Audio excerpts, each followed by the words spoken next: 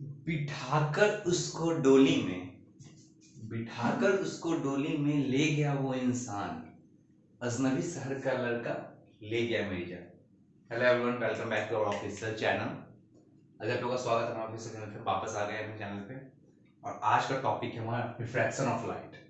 मतलब लाइट का रिफ्रैक्शन। जानते हैं लाइट क्या होते हैं जनरली? पहले हमको ये समझो, हम पढ़ रहे हैं ऑप्टिक्स। ऑप्टिक्स क्या होता है? The study of light. Light के बारे में पढ़ना। किस फॉर्म में? Study of light in the form of propagation.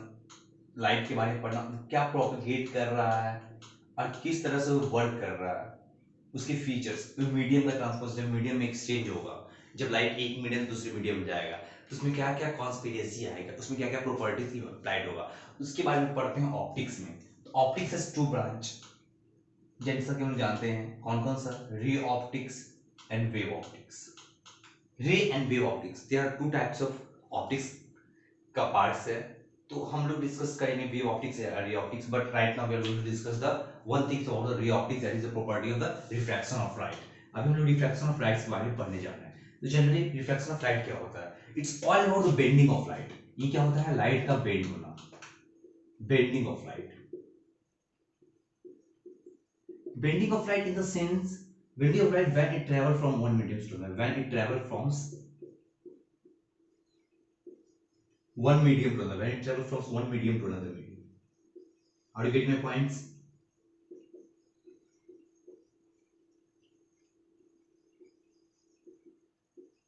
Now further, ये किस तरह से बेंड करेगा? There are two type of medium. One is rarer medium and another is denser medium. जब लाइट रेयर से डेंसर मीडियम की ओर जाएगा तो ये नॉर्मल की तरफ बेंड करेगा अपने ओरिजिनल पाथ से। ठीक है, जब लाइट रेयर से डेंसर मीडियम की ओर आएगा तो ये बेंड करता है नॉर्मल की साइड। इसको कहते हैं एंगल ऑफ इंसिडेंस, इसको कहते हैं एंगल ऑफ रिफ्रैक्शन। और जिसको ओरिजिनल पाथ होता है, ओरिजिनल पाथ से जो एंगल बनता है रिफ्रैक्टेड रे से या रिफ्रैक्टिव रे से, उसे कहते हैं एंगल ऑफ डेविस, उसे कहते हैं angle of deviation. Are you getting my points? तो रेयर मीडियम क्या हो गया? एयर। डेंसर मीडियम क्या हो गया? वाटर कंसीडर किए। इसी तरह एक केस और बनता है, जब लाइट डेंसर से रेयर की ओर जाए, डेंसर से रेयर की ओर जाए, तो ये नॉर्मल से अवे होता है, नॉर्मल से अवे होता है। अवे इन द सेंस कि नॉर्मल से मूव और बाहर चले जाएगा अपने ओरिजिनल पाथ से। देखो, इसका ओरिजिनल पाथ ये है, इससे ये बाहर आ गया, तो ये जो रिफ्लेक्टेड रेस से जो एंगल बनाएगा उसे कहते हैं एंगल ऑफ डेविएशन, और नॉर्मल के साथ जो इसका एंगल बनेगा उसे कहते हैं एंगल ऑफ रिफ्रैक्शन। क्लियर? इस चीज को, ये दो केस होते हैं रिफ्रैक्शन ऑफ लाइट में। तो रिफ्रैक्शन ऑफ लाइट है क्या?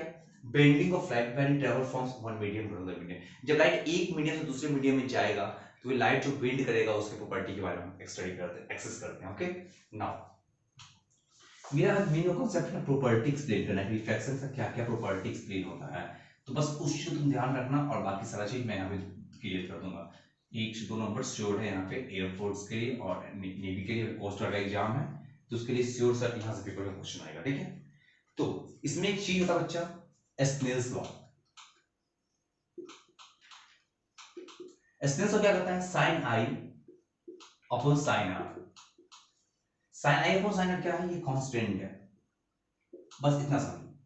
मतलब the ratio of sine angle of sine of incidence upon ratio of sine of angle of refraction, ये क्या है? कांस्टेंट है। तो इस कांस्टेंट को कहते हैं mu. Mu in the sense refractive index. इसको कभी कभी बुक में तुमको दिखाएगा एन से भी, बट मैं इसको म्यू से दिखाता हूं। ठीक है, जनरली हम लोग इसी से देखते हैं। ठीक है, रिफ्रैक्टिव इंडेक्स। क्लियर? बताओ, तो ये चीज समझो, म्यू टू वन, मतलब म्यू टू वन कहने का मतलब क्या हुआ? बताओ, म्यू टू वन कहने का मतलब क्या हो गया? बताओ, मतलब लाइट फर्स्ट मीडियम से सेकेंड मीडियम की ओर जा रहा है, मतलब फर्स्ट मीडियम को सेकेंड मीडियम से कंपेयर कर रहे हैं, तो इसको हमेशा ऐसे लिखते हैं mu two upon mu one, mu two upon mu one. Clear?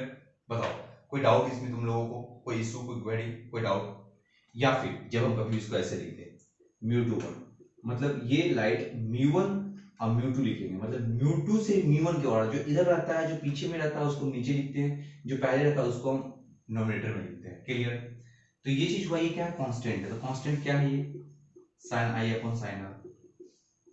ये बताओ, इसमें कोई दिक्कत? Sine i upon sine r, ये क्या है बच्चा, कांस्टेंट है। क्लियर, बोलो कोई डाउट, आगे बढ़े।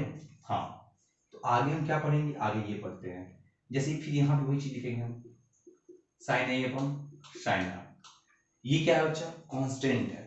कांस्टेंट इन द सेंस कि वे जो ये एंगल होता है साइन के टर्म में, जो हम इसको एंगल एक्सप्लेन करते हैं स्नेल्स लॉ के द्वारा, तो वे क्या होता है, कांस्टेंट होता है, और कांस्टेंट को हम कहते हैं रिफ्रैक्टिव इंडेक्स। मतलब क्या है, क्या है, ratio of sine of angle of incidence to the sine of angle of refraction always constant. Okay, now moving to the further point में मूव करने का मेरा कॉन्सेप्ट क्या है, ये समझो। जैसे मैं इसको क्रॉस मल्टीप्लाई किया, कंसीडर दैट μ2 जो है, ये फर्स्ट, ये जो मीडियम है, ये क्या है, एयर है। ओके, तो इसका मतलब क्या हुआ, μ1 यहां से देखना, sine i upon μ2 sine r, इसको ऐसे भी लिख सकते हैं, क्रॉस मल्टीप्लाई कर दी, क्रिस क्रॉस मेथड से। जब इसको क्रॉस मल्टीप्लाई कर दे तो कोई दिक्कत, जब ये क्या करता है, एयर है, तो एयर का रिफ्रैक्टिव इंडेक्स हम क्या लेते हैं, एयर के लिए अप्रॉक्सिमेटली 1 होता है, एयर या वैक्यूम के लिए, एयर या वैक्यूम के लिए, इस चीज को समझ लो। यहाँ पे लिख देता हूँ, ठीक है, इसके ऊपर तुमको दिखाई नहीं देगा। म्यू जो होता है एयर के लिए या वैक्यूम के लिए क्या होता है बच्चा, 1 होता है, अप्रॉक्सिमेटली 1 लेते हैं, नॉट श्योर दैट कि 1 होता है, लेकिन अप्रॉक्स क्या लेते हैं हम लोग, 1 लेते हैं। Clear, now moving to another point, इतना क्लियर है, चलो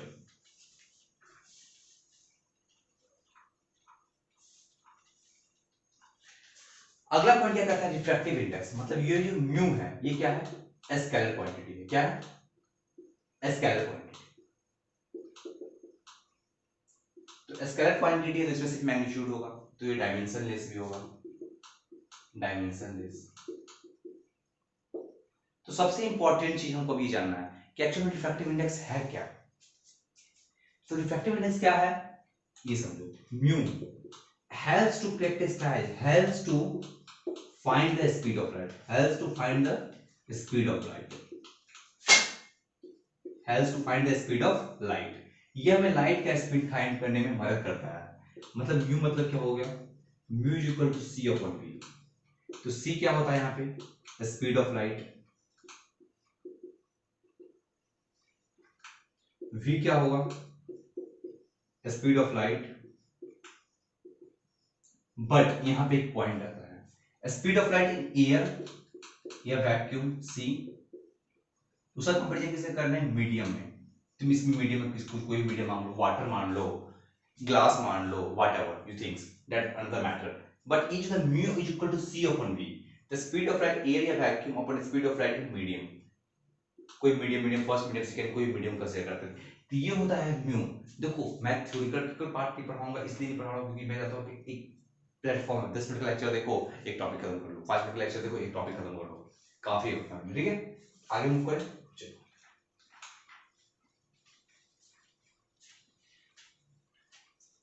अब आगे कहानी हमारी क्या बनती है, म्यू दो तरह के होते हैं, क्या होते हैं, ये दो तरह के होते हैं। कौन कौन से होते हैं, ये इंपॉर्टेंट है। तो ये फर्स्ट होता है तुम्हारा एब्सोल्यूट, एक होता है रिलेटिव, एक क्या होता है, रिलेटिव। तो म्यू एब्सोल्यूट क्या होता है, एब्सोल्यूट म्यू होता है एब्सोल्यूट रिफ्रैक्टिव इंडेक्स और relative refractive index. Absolute in the sense कि जब हम रिफ्रैक्टिव इंडेक्स का रेशियो लेते हैं, उसमें एक रेशियो का एक पार्ट तुम्हारा स्पीड ऑफ लाइट किसमें होना चाहिए, वैक्यूम या एयर में होना चाहिए। मतलब mu is equal to C upon v, ये क्या हो गया, एब्सोल्यूट रिफ्रैक्टिव इंडेक्स। क्लियर, ये क्या होगा बच्चा, एब्सोल्यूट रिफ्रैक्टिव इंडेक्स। कोई दिक्कत इसमें बताओ, बोलो। तो इससे एक रिजल्ट मिलता है, इससे एक रिजल्ट मिलता है। रिजल्ट क्या मिलता है, ये देखो, म्यू क्या होता है, इनवर्सली प्रोपोर्शनल टू वी। मतलब जैसे जैसे स्पीड ऑफ लाइट बढ़ेगा वैसे वैसे रिफ्रैक्टिव इंडेक्स घटेगा। मतलब रिफ्रैक्टिव इंडेक्स का लाइट के या स्पीड के साथ, स्पीड क्या है, वेलोसिटी का रिलेशन है, इनवर्सली प्रोपोर्शनल का।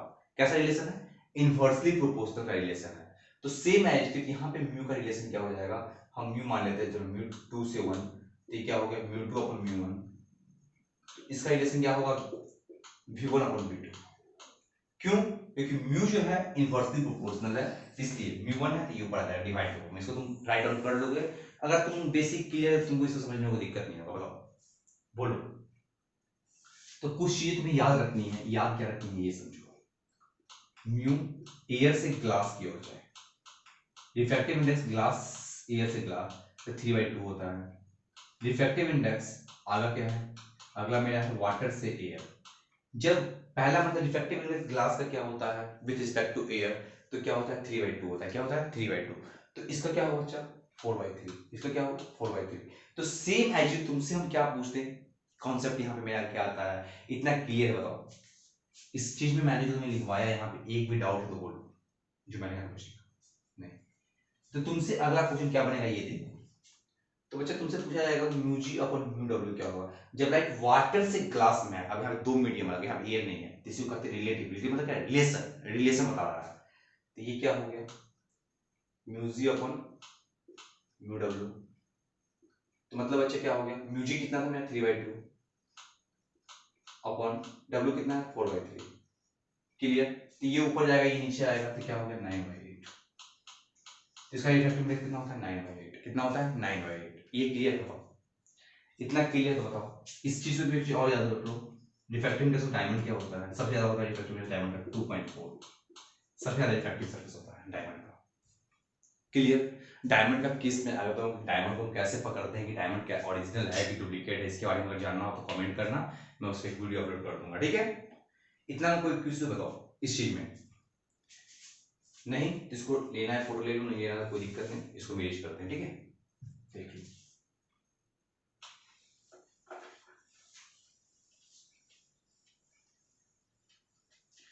तो हम रिलेशन क्या पढ़े, अगर light, if light travels from one medium to another medium,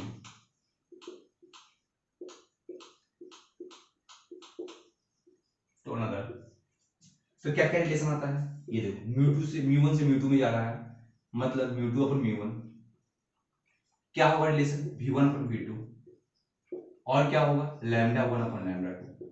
मतलब अच्छा कहने का सेंस क्या हो गया, रिफ्रैक्टिव इंडेक्स जो है इनवर्सली प्रोपोर्शनल किसको होता है v के, रिफ्रैक्टिव इंडेक्स किसके इनवर्सली प्रोपोर्शनल होता है 1 अपन लैम्डा का। क्लियर।